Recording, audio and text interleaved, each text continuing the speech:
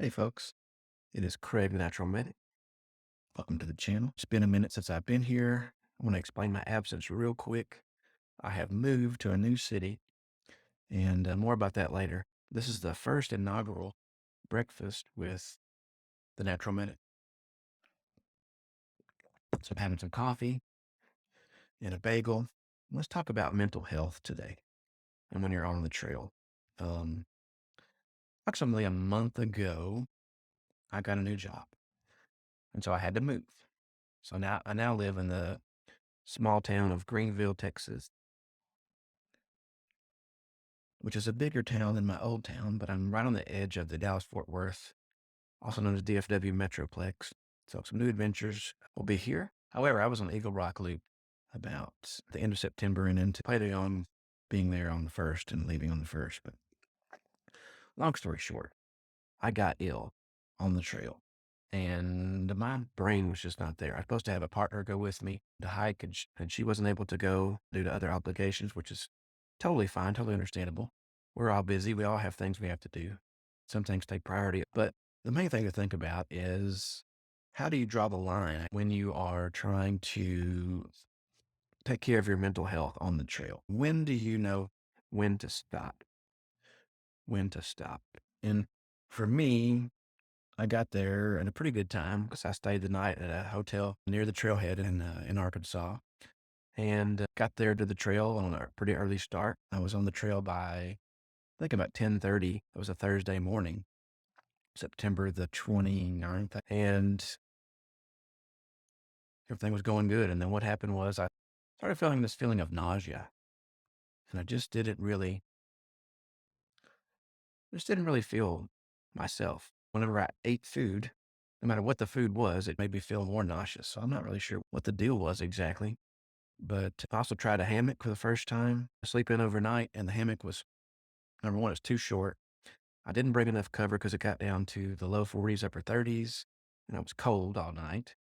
So needless to say, the next morning I got up with not really good spirits. I did not have a very good sleep, and I got to Little Missouri Falls. So I got about half of the trail done approximately, and I met a couple who actually has ties to my hometown of Jefferson, Texas. And I hitchhiked with them back to my vehicle back in the southwest corner of Eagle Rock Loop, because I knew if I went past where I was at Little Missouri Falls, there would not be any people that could take me anywhere in case I got ill or more ill. I just didn't feel like I had the energy, and I couldn't really eat food.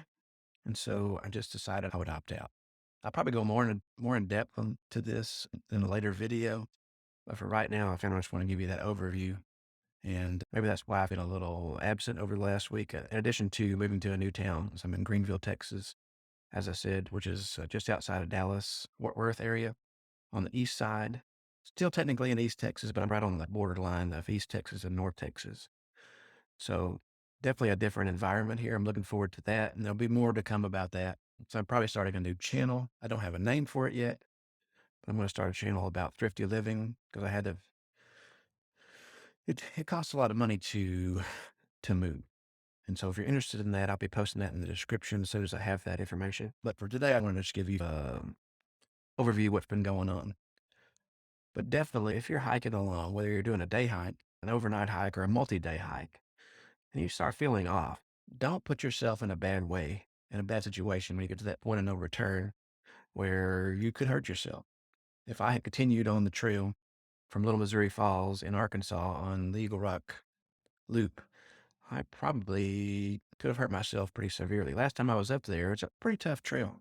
Last time I was up there, I sprained my ankle really good, about a grade 2, which is the middle grade, where the ligaments stretch almost to the max without tearing. And I'm still recovering from that. And that was December of last year. But the main message is I want you to be careful out there.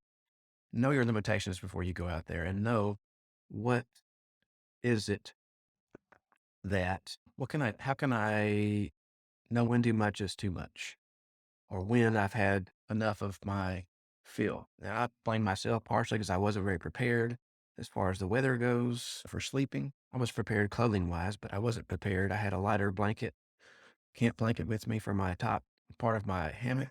Plus the hammock, I'd never slept in it before, so it was too small. All that kind of being equal. That kind of sucked. It sucked. And now I'll have more decor in here. I'm just moving into my new duplex, been here for a week and 2 days. So not very long. Still trying to unpack and get everything settled here. But I do have some exciting news as far as guests. I do have a friend of mine. Her name is Jill. She is from the Dallas area. She's um, a physical therapist, and she is also a hiker and backpacker. And she's going to come on the show as a guest, and I want to interview her. She's going to give us some information about how to prevent injuries and so forth on the trail. And also, if you have injuries, how to help nurse those back to health, so to speak. I also have another lady who hiked the Arizona Trail. Her name is Tracy. She'll probably be coming on in December. Um, and she's going to talk to us about mental health more in depth, because when you do a big old trail like the Arizona Trail, which is almost 900 miles long, through a bunch of different challenging terrain of Arizona, your mental game's got to be right on. I have two other guests coming on, hopefully before the end of the year. One of them, she hiked about half of the Appalachian Trail this year and had to come off due to some injuries. And she's top notch, a trooper.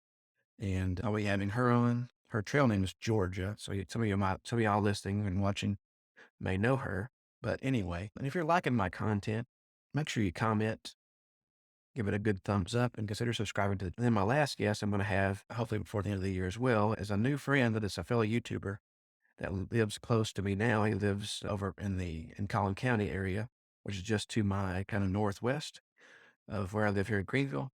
And he has a survival school and he has a YouTube channel, and I will share that at a later time.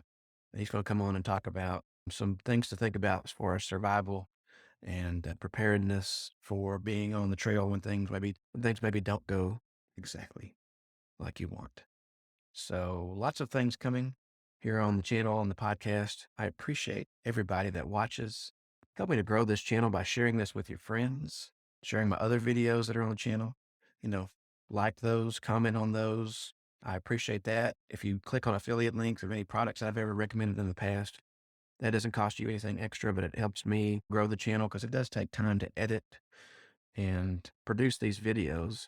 I'm the one man show as far as that goes, and podcasts as well. But I definitely appreciate you being here and watching today. I'm going to sign off for now, and more to come soon. So stay tuned.